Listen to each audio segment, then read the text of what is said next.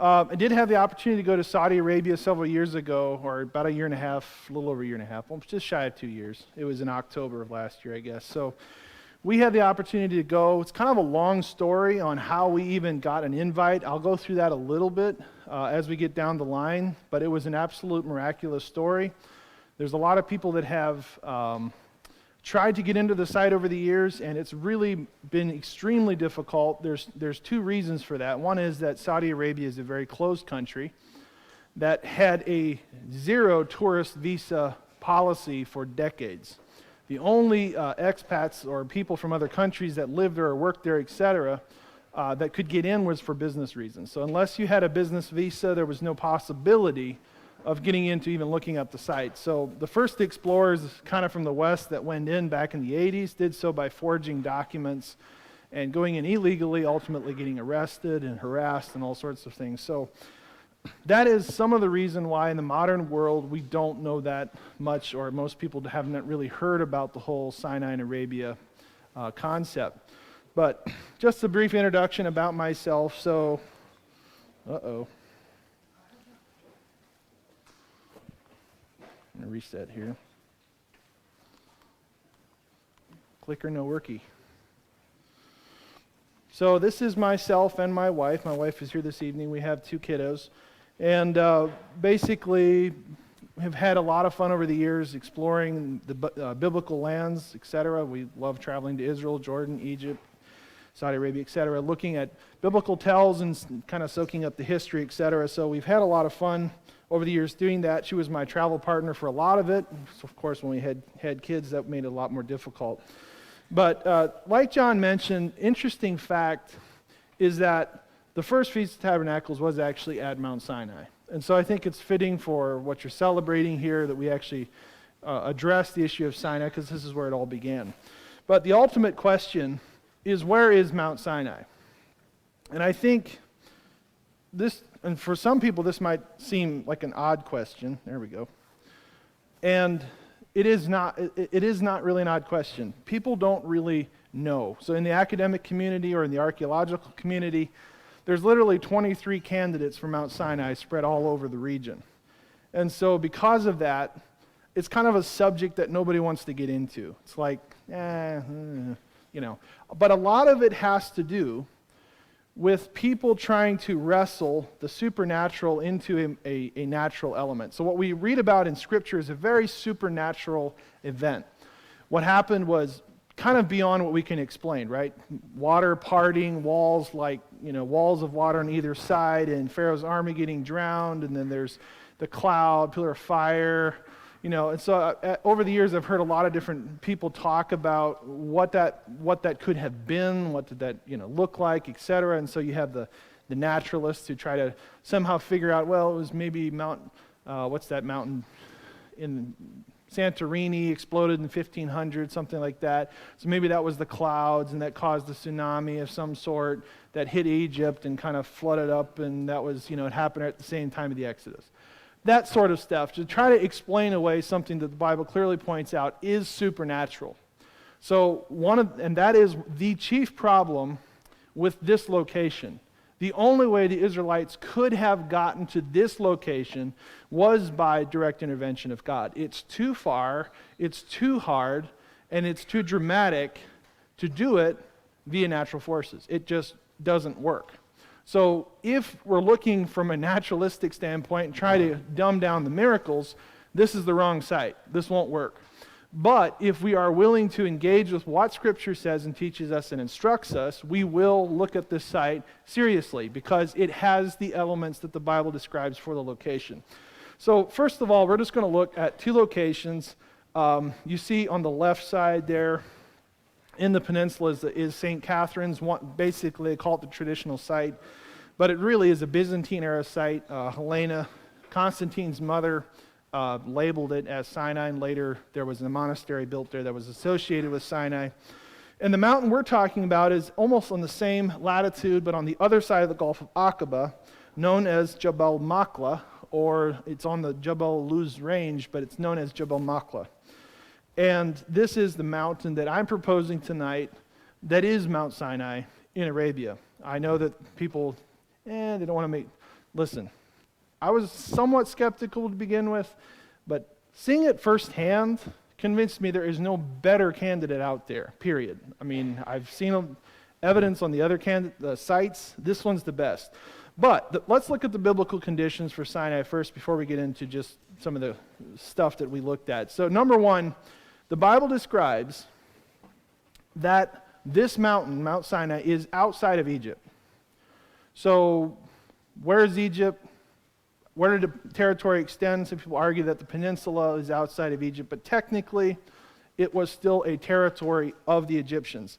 Secondly, the New Testament era, they understood that it is in Arabia. So that's another identifier that we need to understand. It's Galatians 4:25. Also, in the Old Testament, we read that it is in Midian. Okay, now that's an English word. The ancient word is Midian.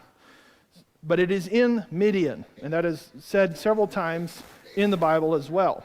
And it is also on the other side of the Yam Suf, which is Red Sea. I know there's a lot of discussion. It means Reed Sea and all that. We'll get into that a little bit, but it is Red Sea.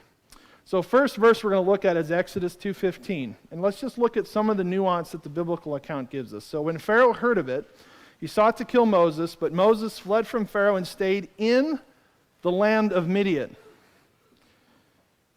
He sat down by a well. There's something else to look for. Now the priest of Midian had 7 daughters, and they came and drew water and filled the troughs with water for their father's flock. So there's 3 things we're looking at here. Land of Midian, a well, and priest of Midian. Those are 3 parts of the story that are important as landmarks to locate the true location.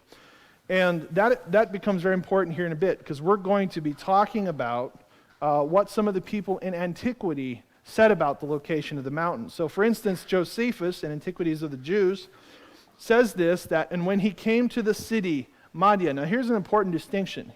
Here he's actually calling the place a city, Midian, okay, or Midian. That's important because there was a town called Madiama, or Midian, that we will look at here in a bit. So Josephus is connecting Moses to going to the city of Midian in the region of Midian, and it says it lays upon the Red Sea, or it's not far from the Red Sea. And Josephus, again, knew that the Yam Suf is the Red Sea. And also there we have the story of the well. He sat upon a certain well. So we'll look at that. Later in the book, Josephus also accounts this, that now Moses, when he had obtained favor of Jethro, for that was the name, one of the names of Raguel, interesting enough, the locals call him Shuaib. So I'm not sure why, but that's just what they call him. They're like, oh, Jethro, yeah, Shuaib. And they venerate him even to this day. Sometime afterward, taking his station at the mountain called Sinai, he drove the flocks thither to feed them. Now this is the highest of all the mountains thereabout. So what we're looking at here is Josephus is describing that Moses went to the city of Midian, in the region of Midian. There was a well in that region, and he went from that well to the highest of all the mountains in that region. Okay, so that gives us a GPS coordinates for the location of Sinai. And we have to note here that Josephus predates Helena by quite a few, by at least 2 centuries. So I think here we have a witness to an older testimony about the location of the mountain. Speaking about Horeb, now here's an interesting thing. The Bible talks about Horeb in one sense and Sinai in the other. And the thought is that Makla is part of the Horeb range. Okay, but there's different peaks along that range. So Horeb is the mountain beside Makla, and you'll see that in a bit. But here's what Eusebius says. The mountain of God in the land of Midian, it lies beside Mount Sinai beyond Arabia in the desert. So here again, we have these names that are highly important. Okay, the land of Midian, which is beside Sinai, okay, and Arabia.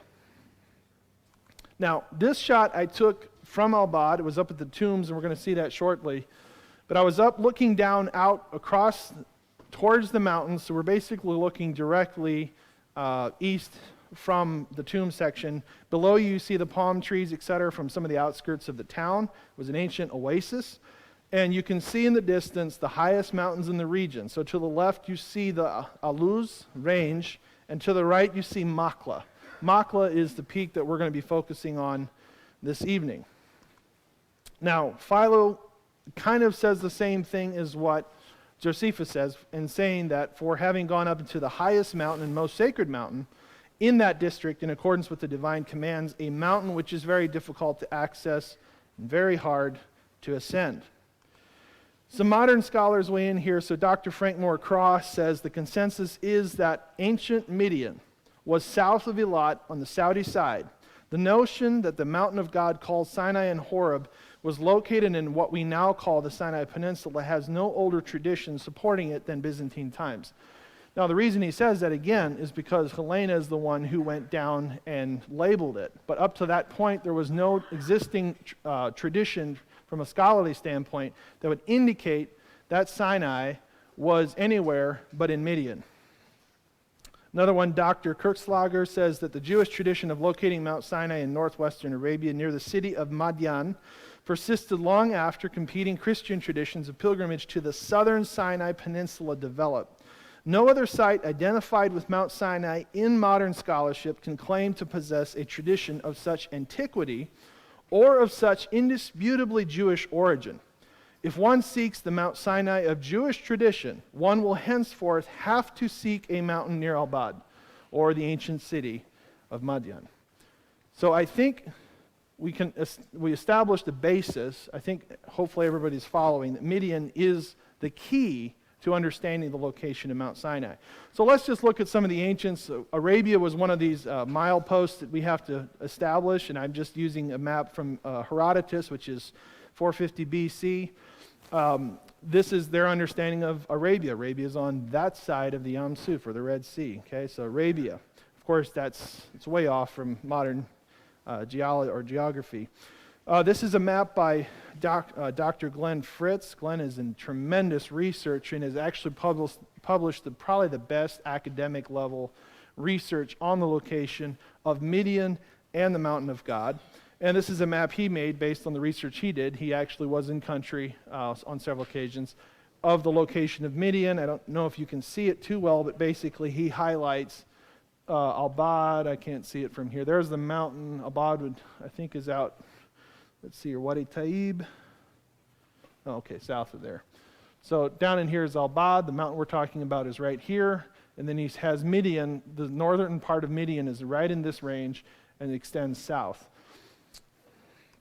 We also have a map by Ptolemy. Now this is just a recreation of what he describes. But again, we see two names, and it's, of course, the geography is pretty terrible. But here's the Red Sea. Here would be Aqaba. Here would be Suez. And we have these two names which relate to the name Madian, or because the city is Madiama and Modiama.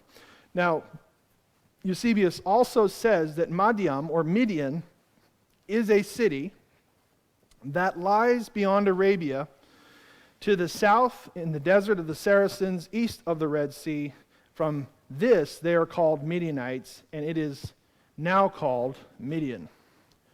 So again, early church father recognizing, of course, he lived in the Constantinian era, but he's actually recognizing that Sinai is in Midian.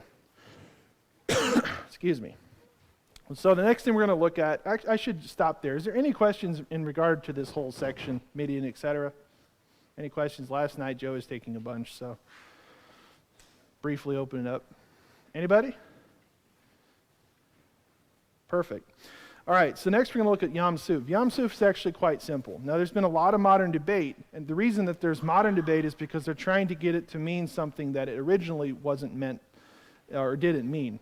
And that is the whole Suf issue. They're trying to relate it to an Egyptian word that means reeds, okay? And the reason is because they don't believe in the supernatural story of the Exodus, and so they have to naturalize it. And to get that to work, you've got to change the location of the Yam Suf. But the ancients understood the Yam Suf to be the Yam Suf, the Red Sea. Rabbi Dr. Avi Zivtovsky. Those are fancy words. Maybe the guy from Brooklyn can help me. I almost brought you some cannoli. I remember he was talking about cannoli. It made me hungry.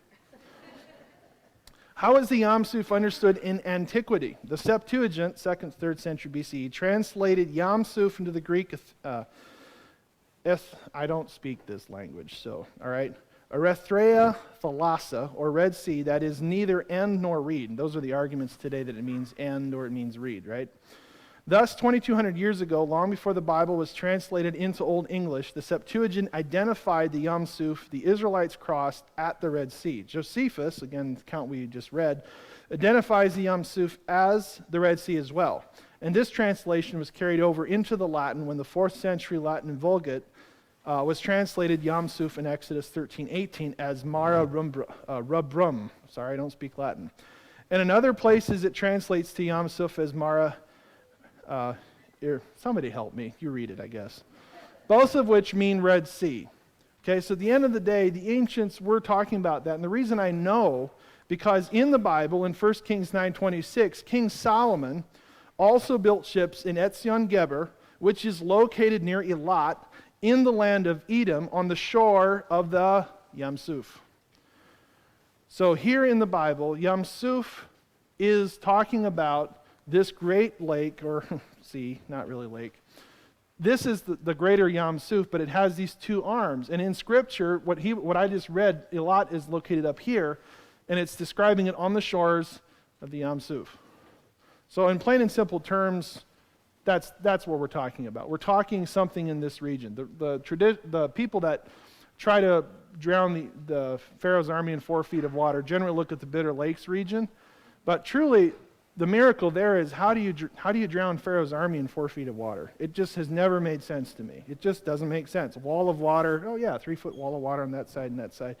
And the miracle of the drowning, they say, is because, well, it was wet, so the chariots sunk into the dirt and they couldn't move, and then when the waters came back, it killed them. Okay. Whatever. So what we're looking at basically is an Exodus route that would have gone out from Egypt, okay, and they would have gone the way of the wilderness, which it was a well-known travel route that came down through here, went on the north side into here, and then there was the King's Highway, which went north to south.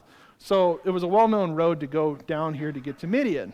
But interestingly enough, the Bible says that they didn't go the way of the Philistines, which is up here in this location. So he turned them south, and as they were following the route, he took them south off the road into the wilderness, is what it says. And they get out, and they're faced by the sea with no way around it. So this is as I understand it, this would be the best candidate for the crossing site using this view. Some people propose down here, but we'll get into that a little bit later. But all the sites that we're looking at are right down here. And what we'll see is right in this location, this is Al-Bad, and Makla is right here. It's a 20-mile trek from Al-Bad to get to Jebel Makla. So how did this all come about in our modern time? So we're just going to talk briefly about some of the people that you might have heard around kind of the mountains. So Jim and Penny Caldwell, fairly famous. They're really the source. So a lot of these other guys, if you've ever heard of Ron Wyatt or Bob Cornuke and those guys, they were all arrested, okay? They got their photos and videos from the Caldwells and came back and blew it up like, oh yeah, look what we discovered. Here's our photos and videos. And it was actually them that took all those photos and videos. This, not trying to dismiss what they did, but there was a little bit of glory grabbing going on by some of those individuals. I know you might feel strongly about them, but I'm just calling it out for kind of what it was. But truth be told, Ron was there in 1984. There was other people before him back earlier, but these are just kind of the modern people. Ron has a fairly famous name. Bob's fairly famous. Caldwell's not as famous, but they're also known. Some of the scholars that have done a tremendous amount of work on it is like Dr. Leonard Moeller, Dr. Glenn Fritz, which we talked about the map. A couple of the modern guys that are around it, kind of reviving interest in it, is Ryan Morrow, which is he's a counterintelligence expert that works with the Clarion Project. You'll see him on Fox News occasionally. Andrew Jones is somebody who's from California and has kind of taken, if you will, the mantle from Ron, trying to confirm some of his discoveries. But he spent several years on a business visa in Saudi Arabia documenting the locations. And then Joel Richardson over here is a New York Times best-selling author. Joel is actually the guy who invited us, thanks to Jim and Penny Caldwell. So this is basically how we ended up. Listen, it was very difficult to get into Saudi Arabia. Okay, there was no tourist program. The only way in, like I said, business visas. So you had to have a sponsor in Saudi Arabia invite you via an official letter, and then you had to apply for a visa to get in. So you had to have some Saudi company sponsor you to get in, otherwise not happening. So it's very difficult to get into Saudi. So back in the day, this is kind of how the story goes for us. Of course, I first heard about this location through some of the Ron Wyatt videos back in the day, but there again, the video is grainy and fuzzy and you don't know.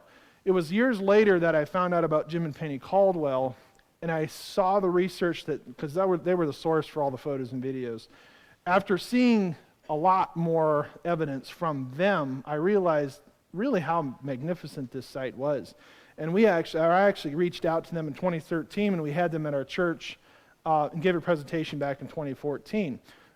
With that, we kind of became friends, and I did some work for them to promote the discoveries, things that they showed around to different government officials, etc.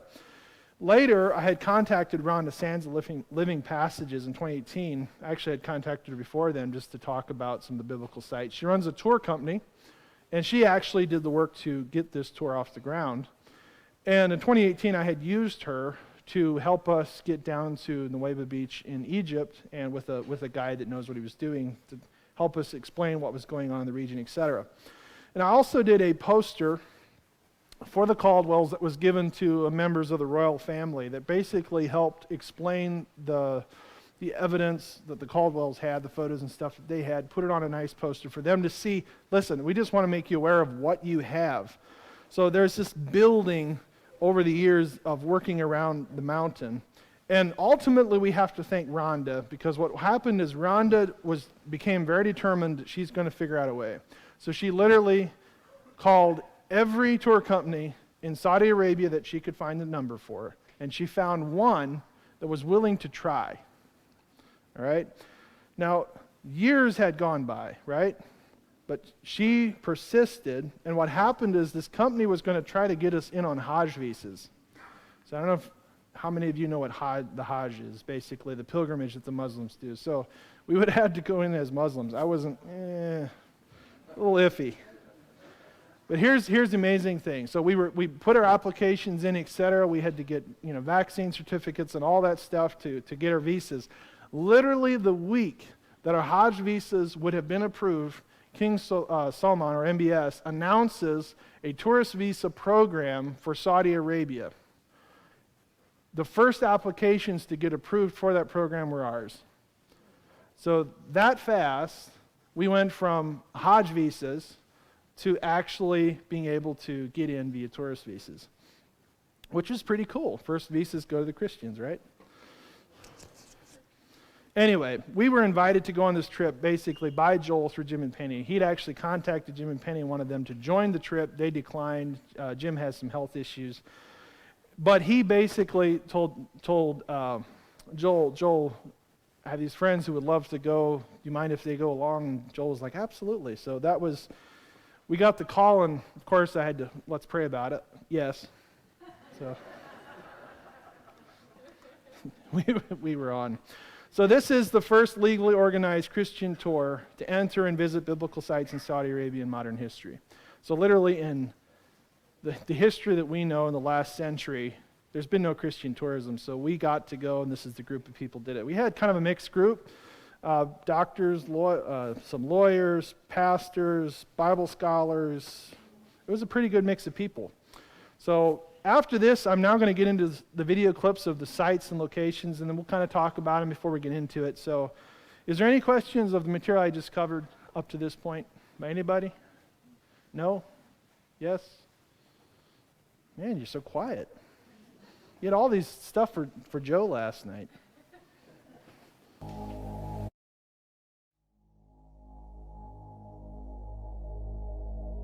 Our journey began on October 15th, 2019. We left Cleveland, Ohio, and we went to Istanbul, Turkey, where we got another flight and ended up in Jeddah, Saudi Arabia. From Jeddah, we then flew up to Tabuk, which was our base when exploring the region. As we flew over the coast of Egypt, I remember the reality of what we were about to experience kind of sinking in. We were embarking on a first ever trip into Saudi Arabia for a tourist to come and see what Saudi Arabia had to offer, the history that they have, the biblical history, and flying over the pyramids just cemented the biblical account in my mind, remembering how God brought his people out of Egypt and brought them into Midian, into the land of Mount Sinai, when he delivered them. As we arrived, we basically spent our time getting acclimated. It was quite a few hours of travel, and then we headed out to the mountain. Good morning. It is 5:30 in the morning. We are just packing up, getting ready to head out to the mountain.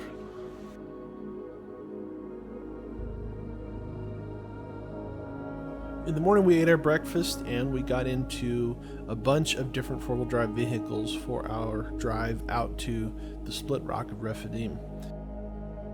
I've been to other Arab countries before, but Saudi Arabia was a very unique experience.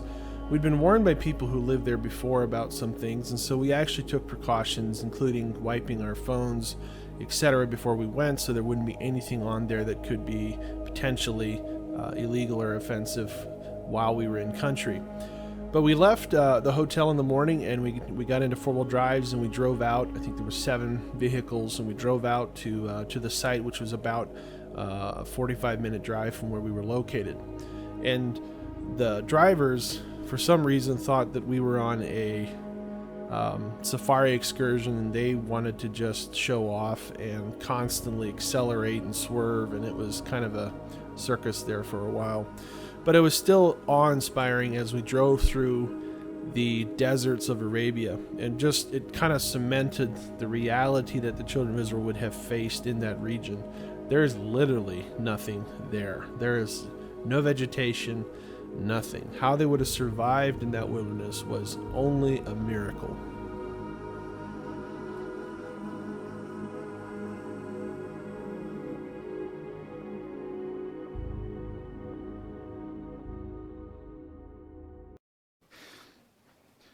I have to tell you a funny story. So one time I was in Israel, and we had this bus, and the air conditioner broke down, and literally within 10 minutes, and unfortunately our driver spoke Arabic, so he didn't communicate very well. So literally within 10 minutes, some people were trying to if Matt wants to be a leader, he needs to let us know what's going to happen and going on, all this stuff. And I'm like, I can't speak Arabic. Anyway, that was 10 minutes without AC. Imagine the children of Israel out there in the wilderness. Yeah, okay, Moses did a good job. Basically, so we got into the region, and we're in Tabuk, which is the north. We basically had a 32-hour trek to get flights and all that stuff to get to Tabuk. And then from Tabuk, it was about, if I remember right, 45-minute hour drive around the north of the mountain. So the range runs north to south. And Tabuk is I'm doing it in reverse, so here we go. Tabuk is over here, and we had to get around the mountain to the other side to see this site. Now, the next site we're going to look at is something that the Caldwells found, and I'll cover this in the video as I'm describing it. But just remember, the video looks pretty cool and smooth. As I was saying, these drivers, and for those, I don't know, I think my dad's here, I don't know if some of the others are, the drivers were crazy. Crazy. I had my arm out the window and had a pole up to get my camera up above so we can kind of, and it's a gimbal camera, so try to stabilize it. But my hand was literally whipping around, trying to hold onto the camera and get shots and, at the same time enjoy the experience. So hopefully you'll appreciate some of these video clips.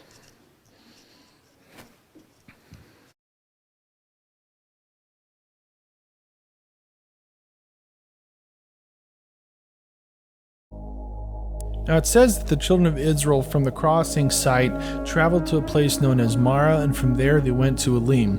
And Elim is basically 12 wells, 70 palms. There's still a site that has 12 wells and palms that people believe is Elim. From there they traveled to the wilderness, or through the wilderness of Sin, which is on the western side of the slopes of Horeb, and traveled up to an area in the Bible called Rephidim. And it's in Rephidim that the Bible says that there is a rock that Moses is called to go to. So go to the rock at Horeb. Okay, it doesn't say exact rock, but there's a unique rock that Moses would have known from his time in Midian, and that is the rock at Horeb. And here in the rock of Horeb is where God does the miracle, or the first miracle, of the waters coming from the rock. Now, as we went to Saudi Arabia, one of the interesting discoveries is that Jim and Penny Caldwell, back in the early 90s, as they were exploring the wadis surrounding the mountain, stumbled upon a very fascinating rock that was split in the middle, and it's just kind of an unlikely sight. It's not something it's well hidden, it's hard to get to, and they believe that the split rock is the rock that Moses was referring to, because the Bible says that the rocks clave, or the rocks split, and that water came forth out of the rock. So it matches the biblical description, and it is in the right vicinity, in the right area, and on the right path, as they would have been going up around the northern side of the mountain to get to the backside of Sinai.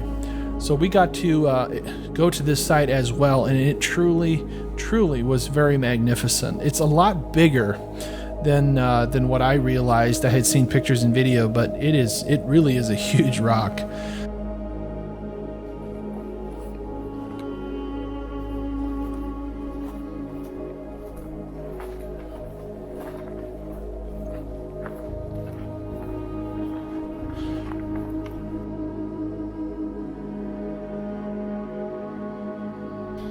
So I'm standing here at the split rock at Horeb, and according to the Bible, the children of Israel came up through from the wells of Elim into this valley, coming up from the direction behind the camera here into this precinct, and it says in the Bible that God said to Moses to come into the rock of Horeb. And when you come into this valley, this rock sticks out like a sore thumb, and it's massive, it's huge, a lot bigger than what a photo can do justice to.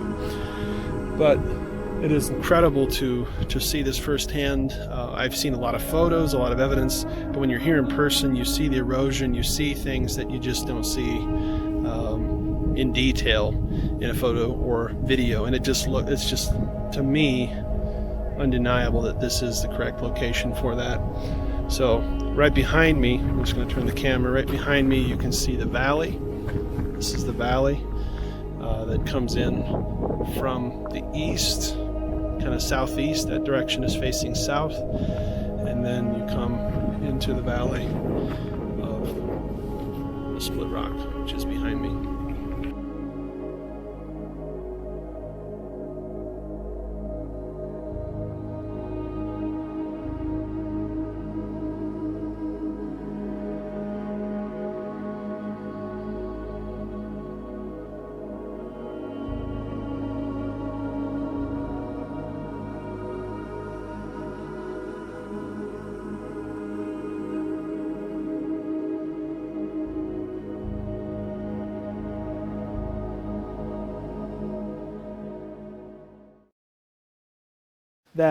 That area was known as the lost area. It had a very special relationship in the ancient, I guess, in their culture or whatever. A lot of people died in those valleys because you get in there and it kind of almost all looks the same, and people would get turned around and they'd get lost. So does that have some kind of connection to Rephidim? I don't know. But the Bedouins acknowledged that there was a unique name application for that region. So Rephidim, again, we don't know for sure, but it does match the trajectory. If you go from the crossing site down to towards Al-Bad, you come to this little oasis called Elim, which is what I was showing you on that intro slide. And from there, God turned them, because remember, they're following the cloud. So God turned them and went up to get around to the backside of the mountain. So next, we're going to see the drive going into the base of Makla. And you'll notice Makla does have a black peak. Now, the science behind it is it basically was some kind of volcanic something that took place that scarred the outside of the rocks. They're not burnt like we would say, like with char, like it won't rub off. But if you break the stones open, okay, it's pink granite on the inside. On the outside, it's not pink, it's black. And there is a definitive line where that begins and ends. Now, geologists might say, well, that is some kind of volcanic thing, whatever. But we could make the argument that it had something to do with the presence of God on the mountain, permanently altering the chemical structure of the rock. Again, we don't know for sure, but it's one of those other features. I mean, it just kind of looks striking. You're down there looking up, and it's got a black top. Like, it's kind of what you'd imagine Mount Sinai would look like.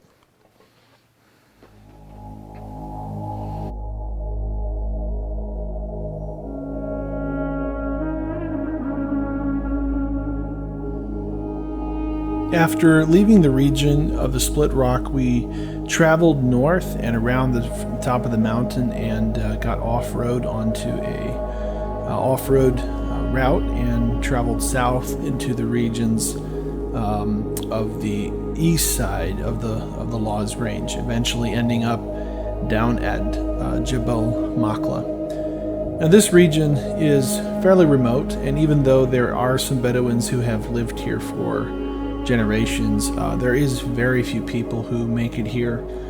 There has been some tourism, if you will, from people who live in Arabia, from all over different parts of the world, countries who work there, who have explored. But really, until recent times, these people have always been harassed. Some people have been shot at to try to scare them away to get out of the region. And our trip was actually welcomed. They were the drivers. They were the people involved in our trip.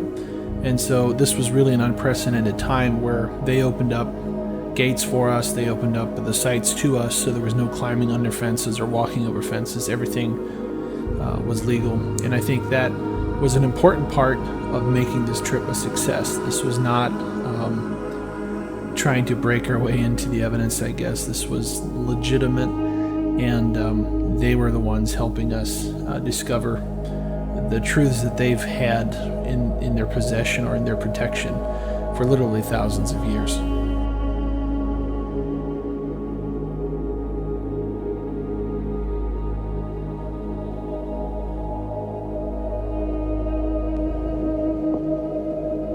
I'm standing here at the base of Jebel Makla on the whole Law's or Luz range in Saudi Arabia.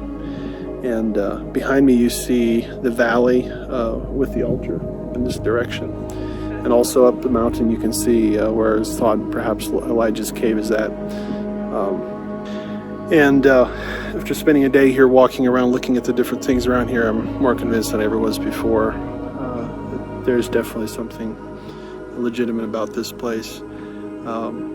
I just think about, in reality, the covenant that God made with Israel here and how he's going to repeat what he did.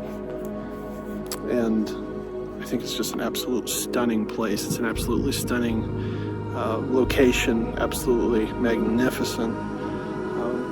Has all the evidence and things that you'd be looking for a mountain. It's just majestic, and it's amazing.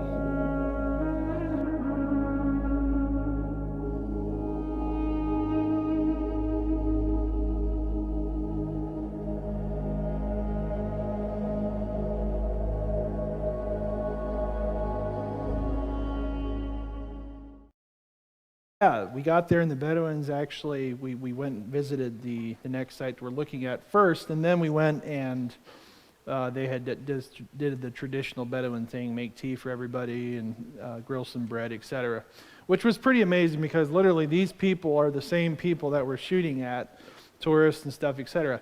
Now, it's understandable. Imagine living on a property somewhere that you've lived in for hundreds of years, and all of a sudden people from all corners of the world are trying to sneak their way in on your mountains. It's like, what are those people doing there, right? You're going to call the authorities and get them out of here, which is exactly what people were doing. They don't want foreigners. But there's kind of a blessing in that because this isn't a tourist site. There's nobody there. This stuff has been left unspoiled, which is really, really cool. So the next thing we're going to look at is a proposed site for the golden calf altar. The reason that they focus on this is because there's a lot of petroglyphs on this that kind of matches what the Bible describes taking place when it says when Aaron says, "These be thy gods," plural. Okay, he doesn't say it singular. So it has the calf, but it also just kind of describes that maybe there was more going on. Situated several thousand yards from the base of the mountain is a rocky outcropping that has ancient petroglyphs. This was discovered by Ron Wyatt back in 1984, and it was one of the ways that he convinced the Saudis that this was an archaeological site. At that time, They then erected fences around this site and also the base of the mountain. Having the gate open for us by the person who had the key was actually quite incredible. Most people who had been to the site before us over the past few decades snuck in by crawling under the fence or breaking down a section of fence, etc. This was unusual because we actually were welcome to come in and look at it, and they told us of many other petroglyphs or petroglyphic areas around the valley that have depicted similar sites. Now, this site was unusual because there were so many of them in a small area. We're standing here at the Golden Calf Altar site, and behind me you see the rocks where we found where the petroglyphs have been found of Apis and Hathor bulls. And then you see the peak in the distance behind. And again, another testament to the validity of the site and to the accuracy of the biblical account. This location was believed by the early explorers to actually be the location of the Golden Calf Altar, as well as the place where the party, if you will, took place. And one of the most interesting finds on this is actually not the carved images, which look a little bit more amateurish, even though adults could have done that. But the red calf on the underside is done in ancient ink and is in a different, a little bit more elaborate style that matches what you would find in ancient Egypt. Regardless, it does match what the Bible describes. It describes that Aaron had a engraving tool and that he engraved these things as well as carving the calf. And he presented this as "these be thy gods," plural, not singular.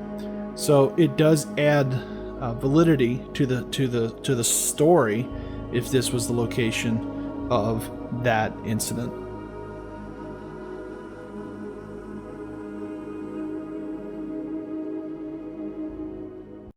We traveled over and we went up and we hiked up to kind of the base, if you will, and this is where there's a very unusual structure. And there's this two-chambered angled structure that the Saudis kind of, in their report thought maybe it's a house, but I think that's a ridiculous notion. It's too elevated. People literally would have been falling out of chairs because it does go uphill and turn. But it's a structure of some sort. They didn't understand it exactly. They did find ash and bones and things like that. Well, the Bible describes that Moses built an altar of uncut stones. They had mass sacrifices at the site. There was water nearby, which fits what the Bible describes, as well as some columns. And let's stop for a moment. Okay, columns in the middle of a desert, on the middle of nowhere. There's more going on than meets the eye. I mean, you might not agree with that, but really, like columns.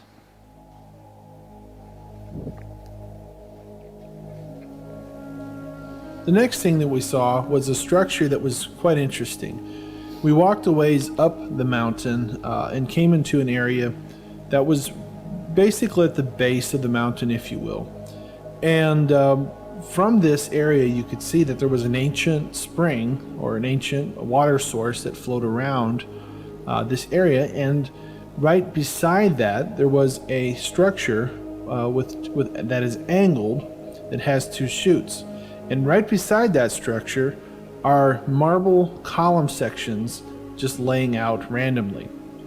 Now, a lot of different theories have been suggested for that, but I do think that the most reasonable is that the angled structure was the altar site that Moses instructed his people to build. It was an altar made of uncut stones, and this was the covenant altar as described in Exodus.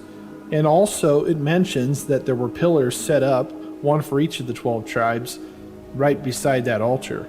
Well, here in the middle of the desert, in the backside of a mountain, we find that exact same setup. We find an altar site and we find pillars right beside it.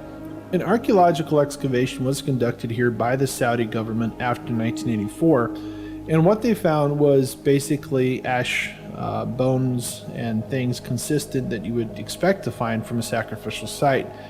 They didn't quite know what to make of it, or at least in their report they didn't let on what they had discovered really. But it was interesting that that was confirmed and that would lend to the idea that this was the altar site as mentioned in Exodus.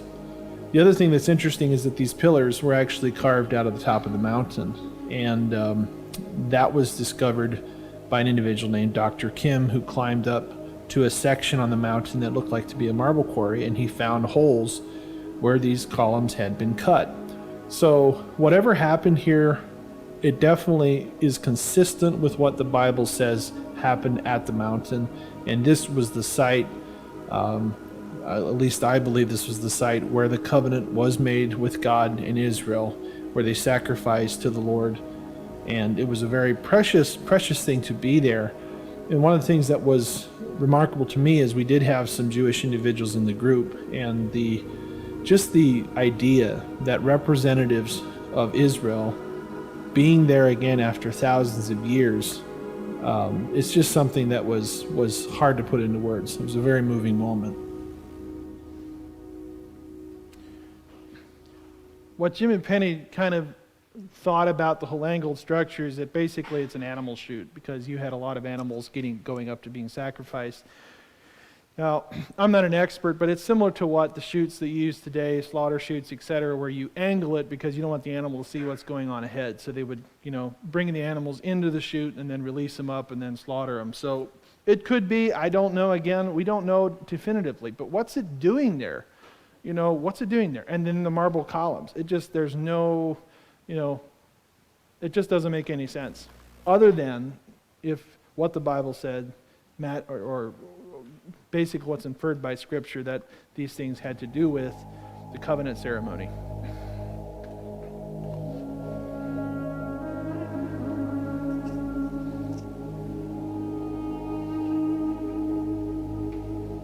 The Bible accounts a story about Elijah the prophet going to the mountain of God after he killed the Baal prophets.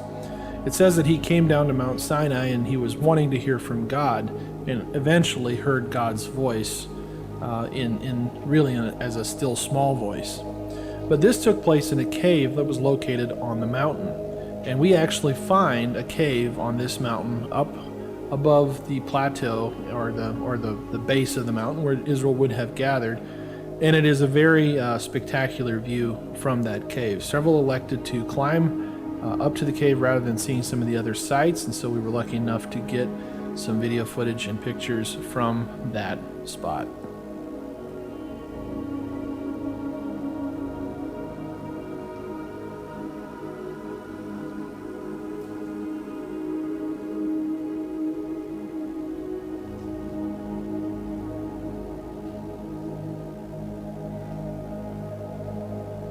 It's a good place to think.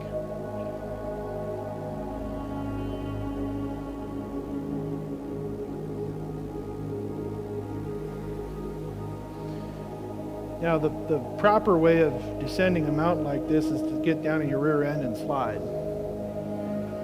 So, remember Joel telling us, he looked at some people's pants and he's like, oh my, you want as thick as you can get.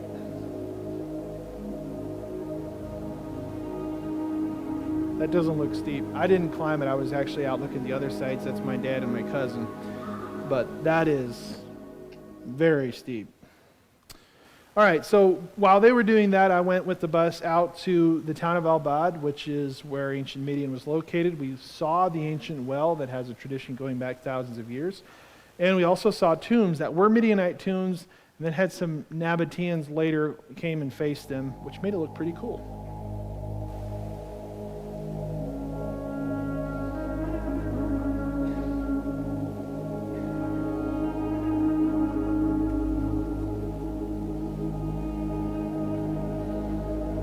They've actually since put a wall around the well. I think they saw foreigners coming in. They're like, ooh, they could fall in. Behind me is the well of what the locals call Shuaib, which is Jethro, Sheikh of Midian, according to the Bible, and different accounts basically, write about what happened here. But we know that you have Moses, as he left Egypt, came to this region. Obviously, quite a journey away, but this is the ancient region of Midian. And in Midian, we know this because of local tradition, and I think the whole archaeological community would corroborate this. But behind me, in the distance there, you can see the well. And the Bible recounts a story at the well where there's shepherds hassling the sheik or sheikh's daughters, and he saves them. And actually, the Bible just talks about the well, but the story about goes a little bit further in Jewish tradition and also in Muslim traditions. But basically, we're at that location here in Arabia.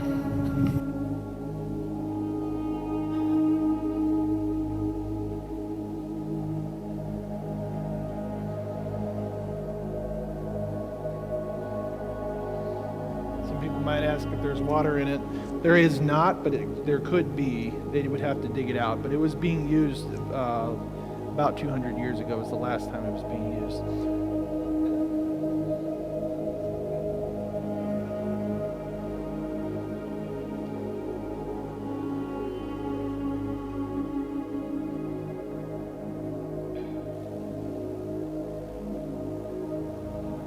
The other site that we visited in Al-Bad was ancient tombs. Now there are two types of tombs that we saw there. One are attributed to the ancient Midianites, and the other are probably Midianite tombs that were faced by Nabateans, and that's why they somewhat look the same as the tombs do in Petra.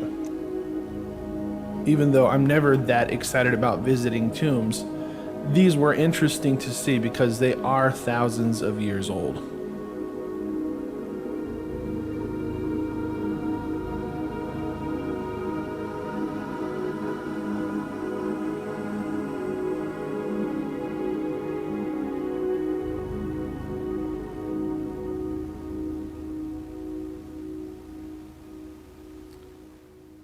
So I have to tell you a funny story. So John Merritt, he's a professor emeritus at, I think it's Florida University, but he's a doctor.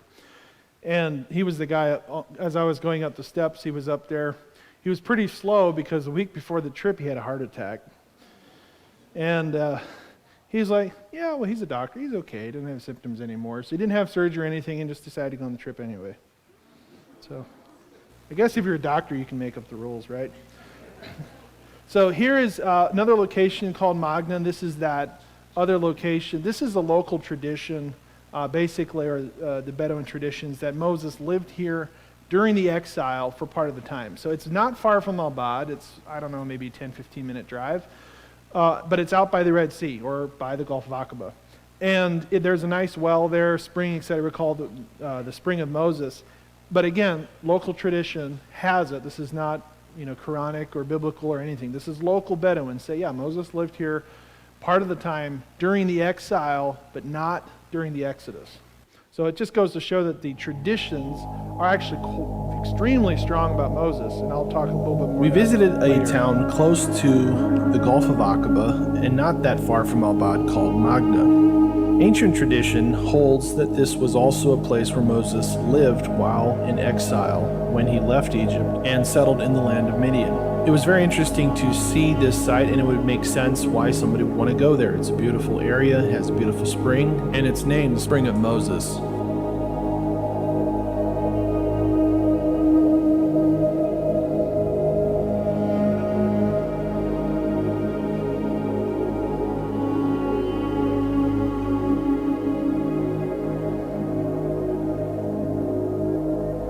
There you can see the sea from the spring. Tell you what, if I'm living there for 40 years, I'm definitely going to go there for a little while. Really wanted to get a thobe and wear it. I figured it would increase the dramatic effect if I would have walked in with a Saudi outfit tonight. So a couple other places we'll talk about here. This is Wadi Taib. Basically it's Wadi Taib Asim, but basically this is the gateway that leads to Elim or Elim, what is thought to be Elim, which is a location that has 12 wells. We stopped here, we went in about a mile, we didn't have enough time to get back to the wells, but we were within a mile, that should count. But this is a location where Jim and Penny came down years ago. They came along the coast. To the left of the picture you can see that. They came down the coast and they saw this place and they stopped and they jumped out and they saw this water coming out of the Wadi. Now, I'm not saying this is Mara because we don't know definitively, but they tasted the water and it tastes terrible. So one could assume that bitter springs are pretty common in the region, okay? So was this the bitter springs of Mara? Not necessarily. But it just adds to the effect that there are very disgusting water sources in the desert. But if you keep going up that wadi, you get to this area, in this location, which is what people are describing as Elam, where there's a whole cluster of palm trees, and there to this day is still 12 wells still in operation that they get water from. So is this Elam? I don't know, but if you believe in Arabia, the being location of Sinai, etc., this is a great candidate for that. It's in the correct path, etc. Now, the most interesting conversation we had with one of the Bedouins was this exchange that took place. It was kind of off the cuff, but he all of a sudden was like, hey, we want to tell you our traditions. Now, you have to remember, the locals are completely cut off, if you will, from the outside world. So they have some internet, etc., but they're not allowed to have Bibles. They don't know the biblical tradition. They don't know any of that. So what they have is local tradition in the Quran, right? So he's going to explain to us, not necessarily what the Quran says, but what their local tradition says. And I just want you to follow. It's hard to understand them, so I put some subtitles down there that roughly communicates what he's saying, the best of my ability, because sometimes it's really hard to hear. But I think you're going to enjoy this. Okay. You believe? Here we go. You believe? Okay, guys, here we go. You believe Moses jumped? This is Shekha. This is Sharm el-Sheikh. This is Gulf Sea. Yeah. This is Sinai Sea. Yeah. Okay. This is Red Sea. Yeah. We are here. Yeah. It's the place we are here.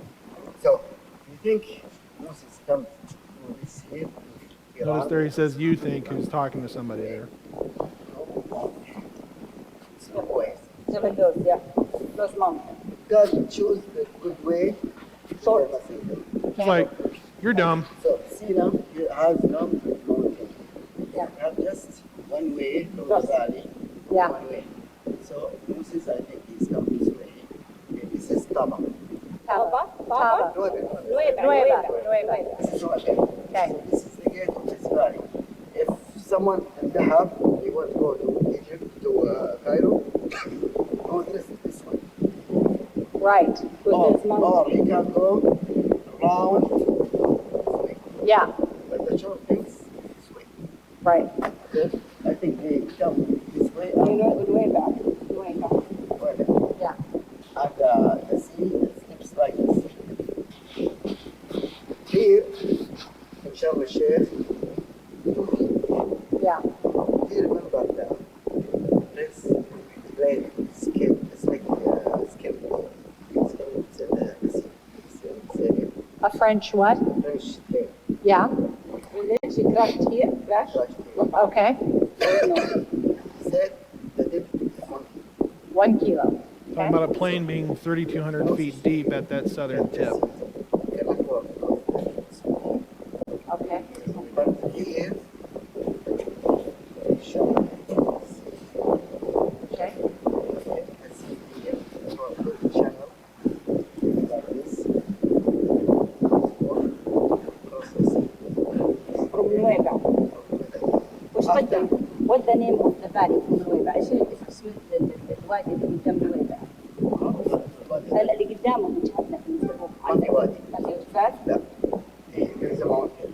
But when you hit the sea, to the channel, okay, after Moses being go to the other coast, God is saying, Right. بس وش اسم الوجه الثاني وين؟ وش اسمه الخاص به؟ then we go south, like this. Type اسم. Yeah. Like this. Right. Like this valley Yeah. to the mountain. 40 kilometers. And between those mountains, here is a lost area. Al-Mataha. It's in Arabic, Al-Mataha. Al-Mataha. Al-Mataha is an old name. Okay. But it was, yeah, I hear this. Why there is no valley here? They could continue from this. There is no Mountain only? Then it's on to the That was a left. brother and sister, so she's arguing the whole time. Okay.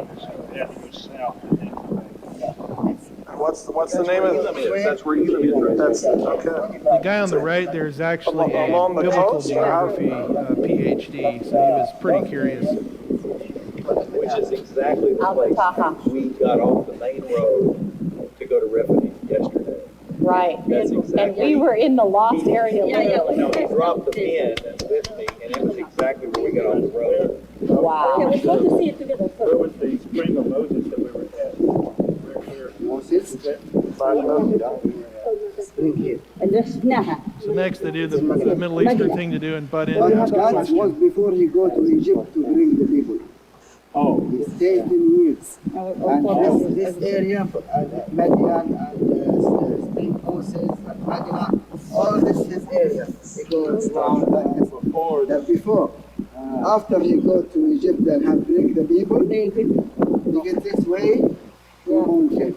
Wow. Okay? And it's logic if he sat there to pray because there is his childhood, there is his mom. He praying like this side. How do you know this? Because when he bring his people, they get lost. Yeah.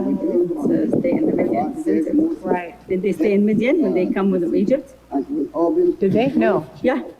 Did they stay in Midian? No, they don't. Right, yeah. They just So Yeah. And after the break is crossed. what? They came along where? The coast?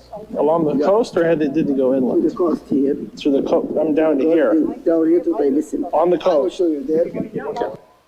All right, let me unpack that a bit. Sorry for those way in the back, you probably couldn't read the subtitles.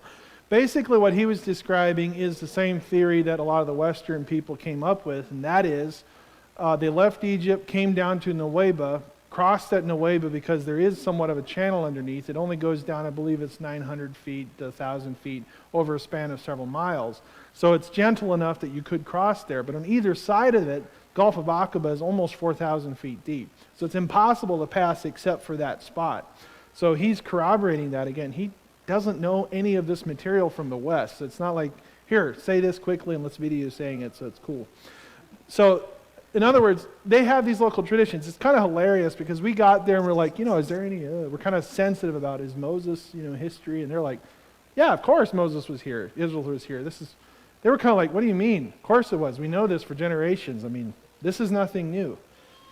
So it was almost kind of like, it almost got offended slightly sometimes when we asked questions, like pushing it, because they were just like, yeah, of course Moses was here. What do you mean? Like, back off. So standing down at Wadi Taib, looking up the coast, we didn't have enough time to get to the crossing site, but we were pretty close to it. It would have been a few miles north. But here is the crossing site at Nuweiba, potentially, and I actually was there the year before, so excuse my horrible video from that trip. Didn't have the cool technology I did on the Saudi trip, but here you can see what that beach looks like. Fortunately, it's a little hazy today, so you can see the base of the mountains right in here, but you can't really see. You can, with the sunglasses, you can kind of see what's going on. But basically, we're looking right behind me is the Saudi side, so it's that beach. And then as I turn over here, you're going to see the Egyptian side. So right down in here, you have the mountains coming down to the sea, kind of the way Josephus describes it. And then you come up here, the first Wadi point. Let me see if I can point it on the camera. That's kind of the first one right in there. Is the first spot. That's Wadi was here. They came down. We're going to go investigate right in there. And this is like the whole beach, so we'll definitely spend some more time down here. This is a nice. huge beach. Okay, millions of people could have been there, no problem. I like it. And then we went up and we tried to get up Wadi Watir. Of course, military vehicles blocked the way, so it's always the military. Such a bummer. Up here at the entrance of Wadi Watir, they don't let us drive in, but we're out here at the entrance just outside of the security checkpoint. And you can took some pictures so you can kind of see how it looks. Very rugged. And behind me is the beach, basically. It's a very big area.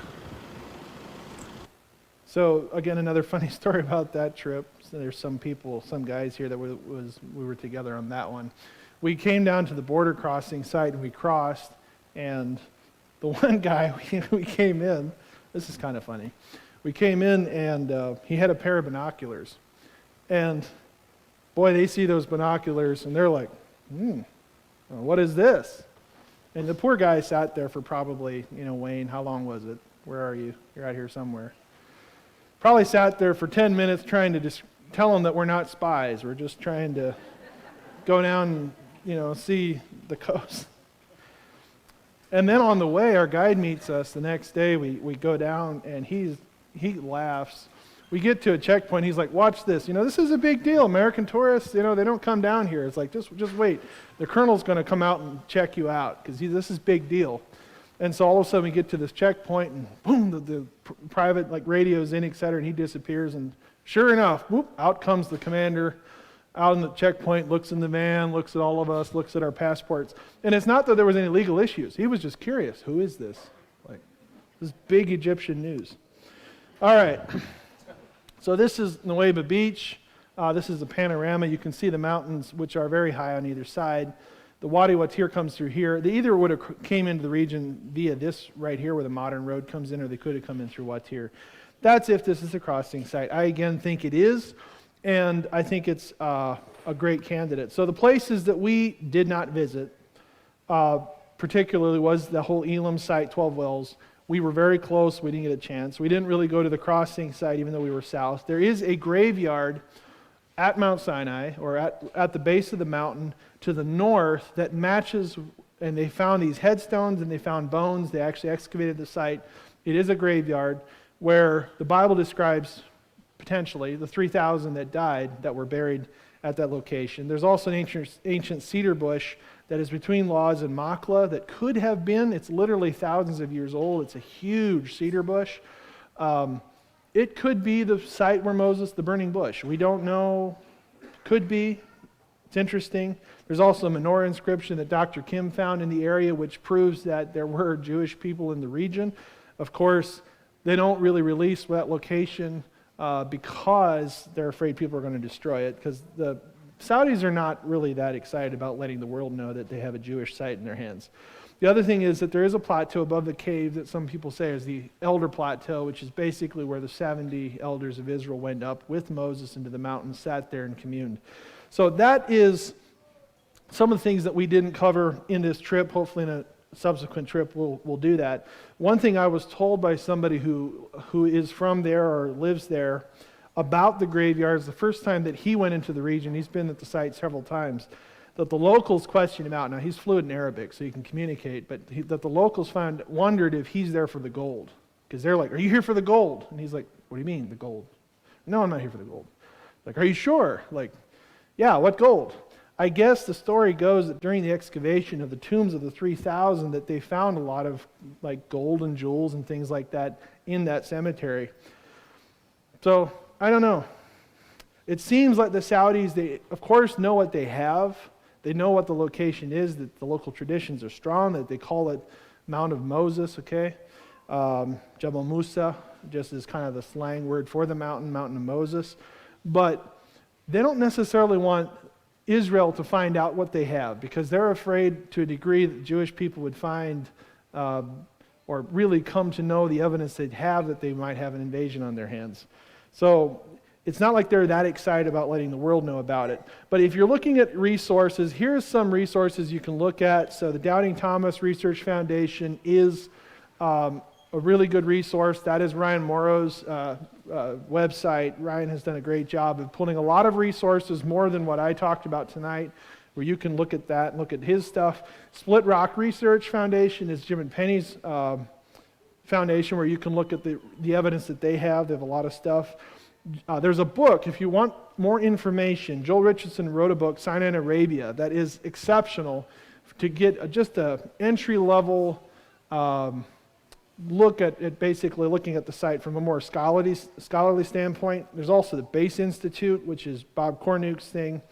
But Dr. Glenn Fritz has 2 volumes that are really good academic level resources if you want to really dig into the location and the history, as well as Dr. Muller. He has a book called The Exodus Case, which is also really fat and is a really tremendous resource if you're looking into it. And finally, you have Tim Mahoney.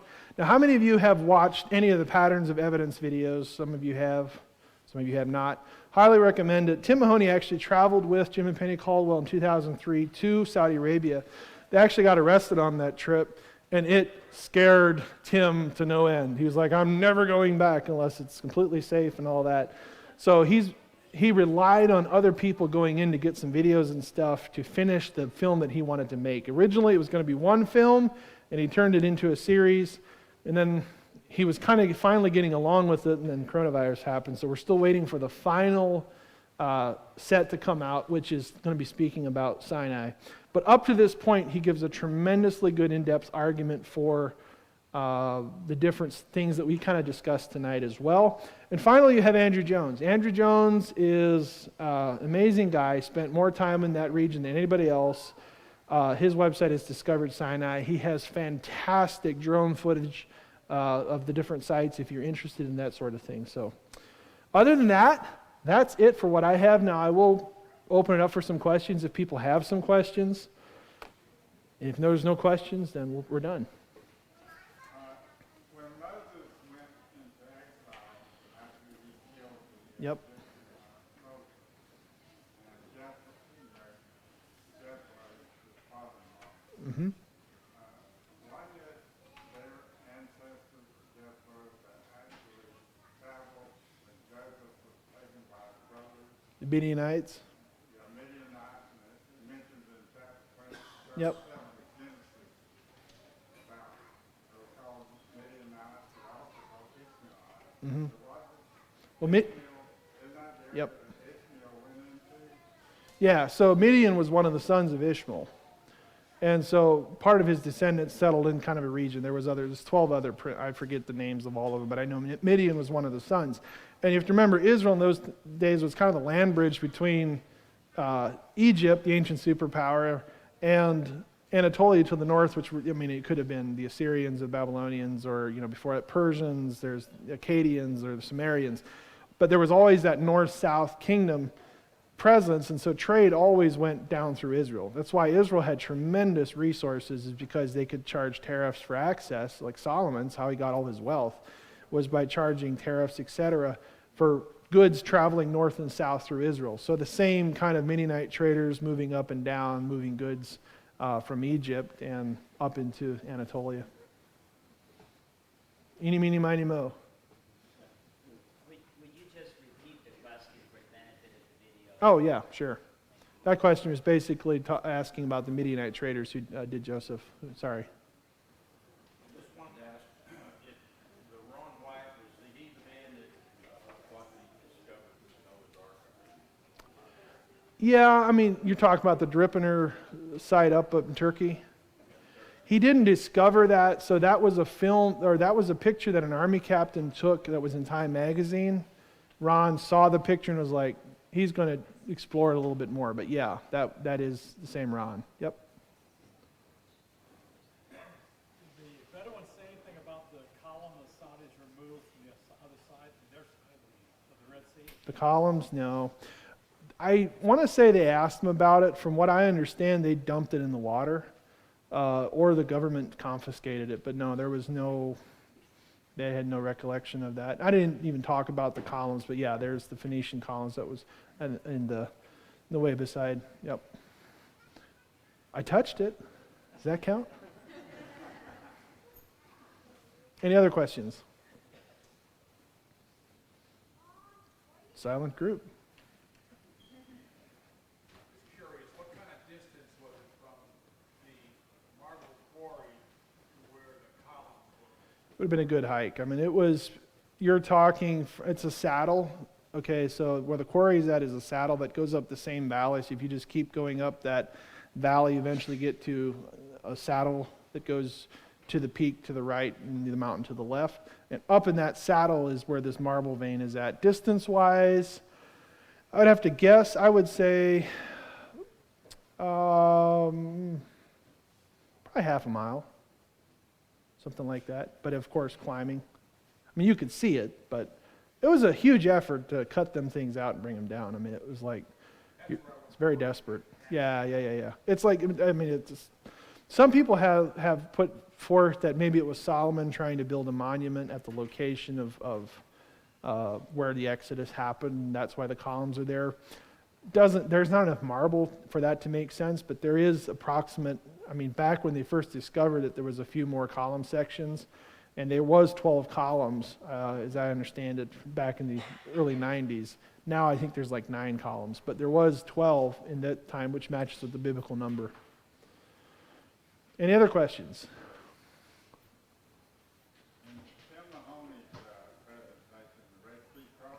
Yeah.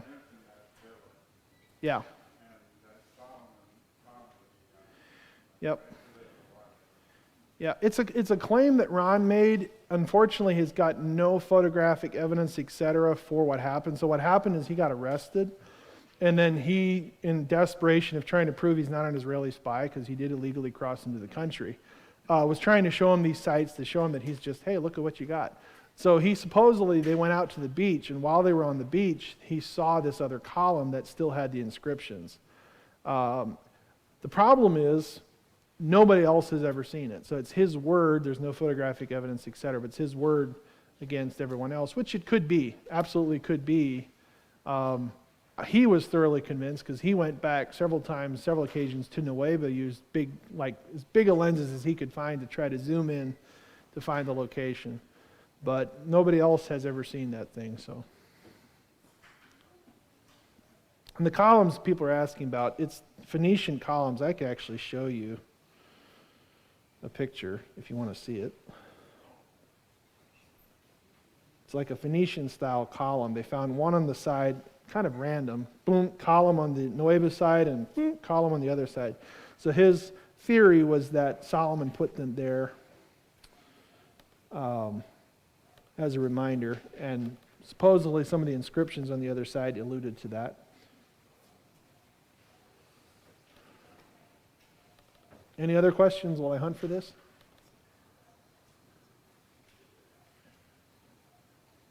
Nobody? Not even one more?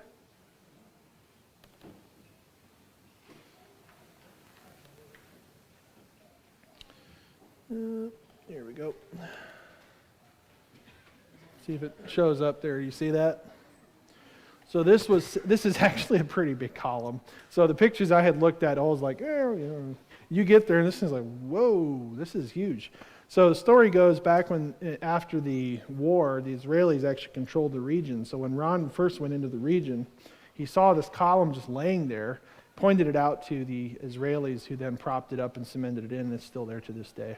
So, all right, any other questions? If not, we'll shut her down.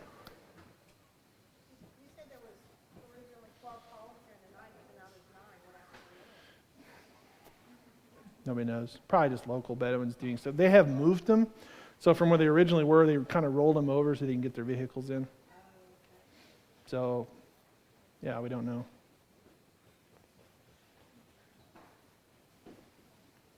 The area is very barren, very dry. Is there any indication that there was a little more vegetation than what is indicated by the pictures back from Moses and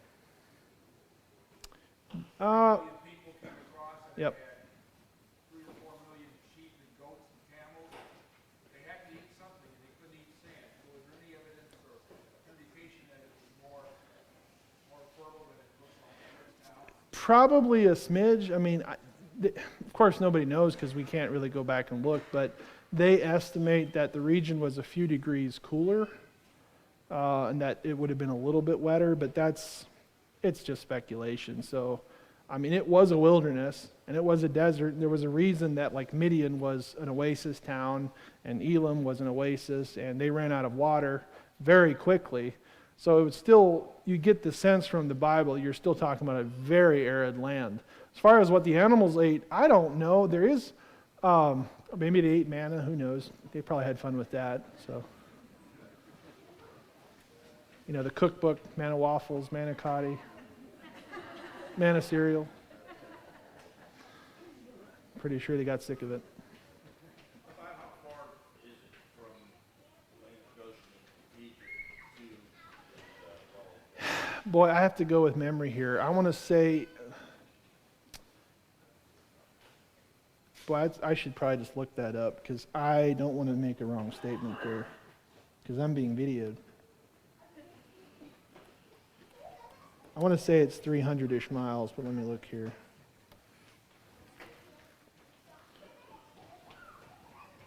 That's part of the reason people say, well, they couldn't have made it, but if they go day and night, I think the math works out if they averaged a mile an hour.